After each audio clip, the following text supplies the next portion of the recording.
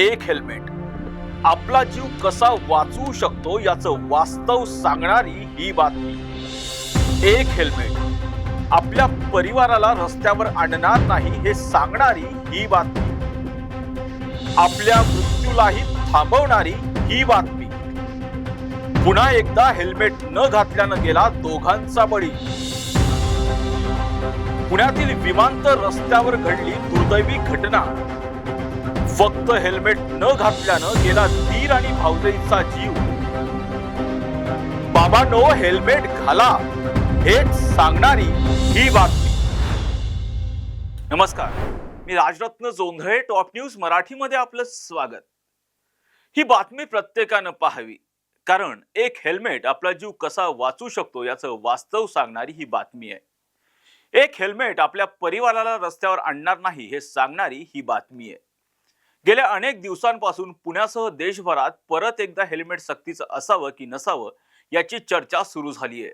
त्याचं महत्त्वाचं कारण म्हणजे पुण्यातील विमानतळ रस्त्यावर दुचाकी आणि महिंद्रा एसयूव्हीचा समोरासमोर भीषण अपघात झाला। या अपघातात दीर आणि भावजई यांचा मृत्यू झाला। तर त्यांनी हेल्मेट घातलं असतं तर? पाहुयात यावरचा टॉप न्यूज मराठीचा हा स्पेशल।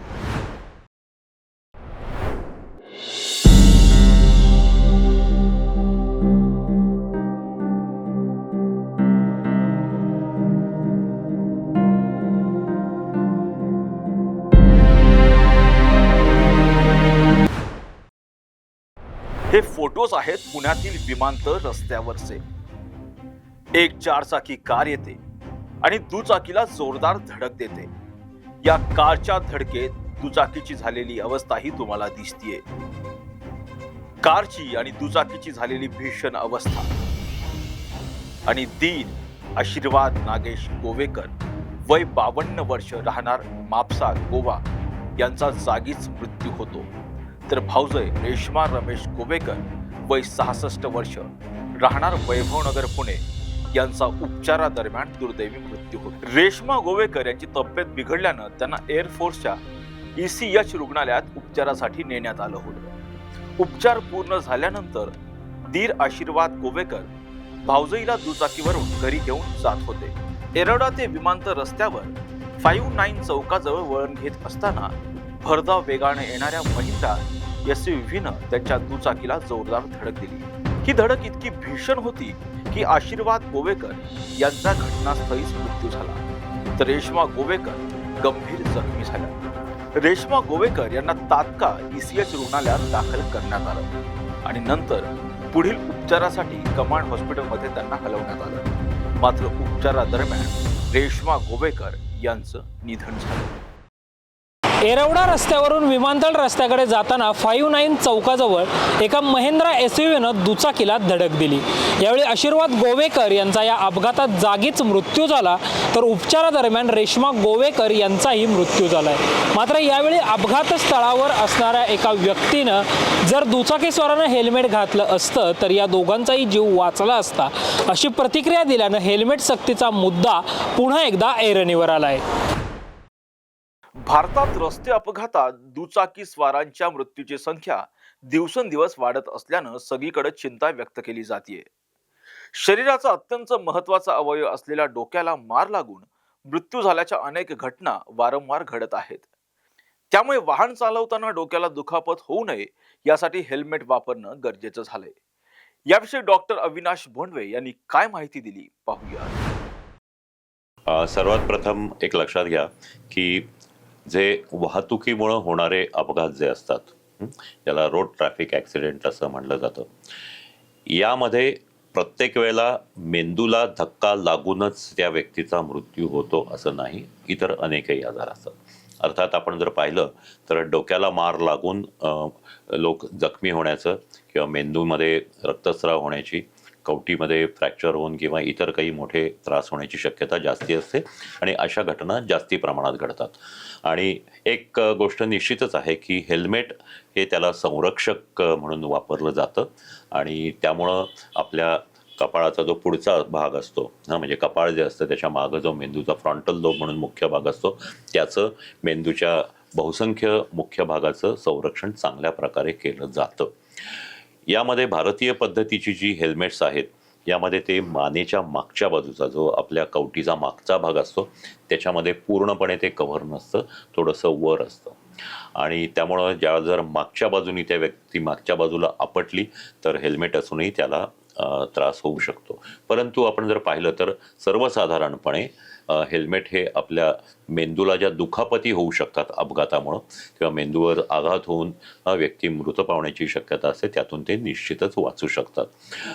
प्रश्न फक्त एवढाच आहे की आज हेल्मेटची ज्यावेळेला सक्ती असते त्यावेळेला जी अयोग्य पद्धतीची हेल्मेट्स वापरली जातात. आपण जर पाहिलं तर बाजारामध्ये अनेक ठिकाणी अशी हेल्मेट्स मिळतात की जी फक्त कपाळ आणि डोकं या भागाचंच कव्हर करतात, कानही उघडे असतात आणि त्याच्यामुळं फारसं संरक्षण मिळतंच असं नाही.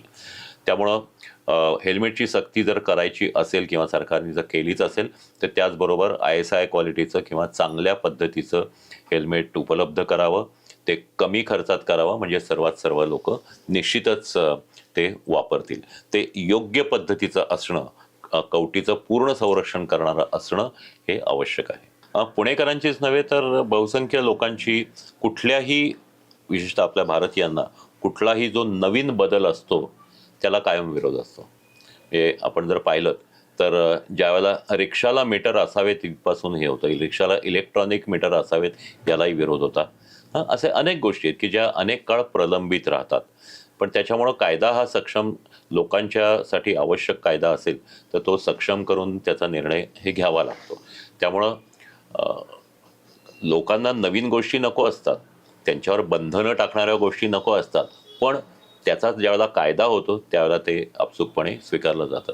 आज मुंबईसारख्या शहरामध्ये किंवा दिल्लीसारख्या शहरामध्ये तिथले नागरिक जर हे स्वीकारत असतील तर पुण्यामध्ये हे निश्चितच स्वीकारायला पाहिजे. पुण्यात वाहन वितरकांना दुचाकी विक्री करताना ग्राहकांना 2 हेल्मेट देणं अनिवार्य असणार आहे. पुण्यासह परिसरात होणाऱ्या अपघातात होणारी जीवितहानी टाळण्यासाठी सरकारद्वारे हा निर्णय घेण्यात आलाय. नुकतंच पुणे प्रादेशिक परिवहन कार्यालयाने या संबंधीचे आदेश जारी केले.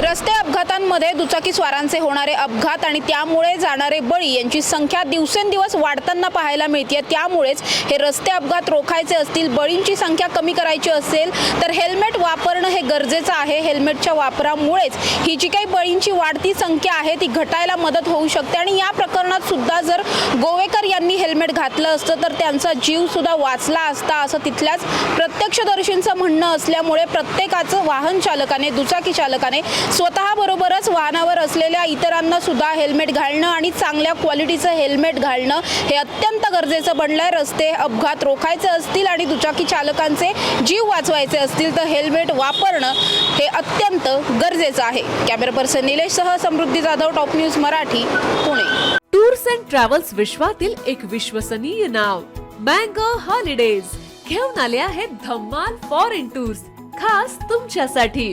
एक्झॉटिक युरोप 17 रात्री 18 दिवस, साऊथ आफ्रिकन सफारी 9 रात्री 10 दिवस, नॉर्दर्न लाईट्स 8 रात्री 9 दिवस, दुबई अबुधाबी 5 रात्री 6 दिवस, व्हिएतनाम कंबोडिया 8 रात्री 9 दिवस. तर आजच आपली सीट बुक करा आणि आपल्या फॉरेन टूर्स मेमोरेबल करा.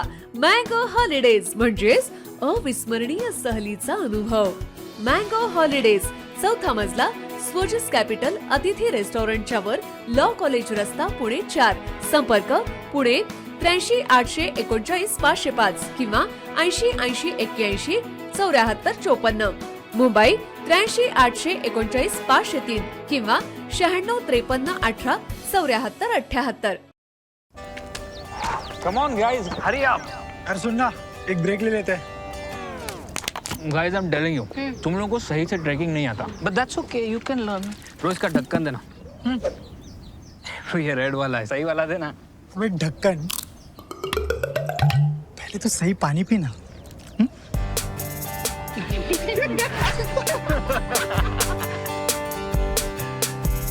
Manikchand Oxyrich, proudly Indian.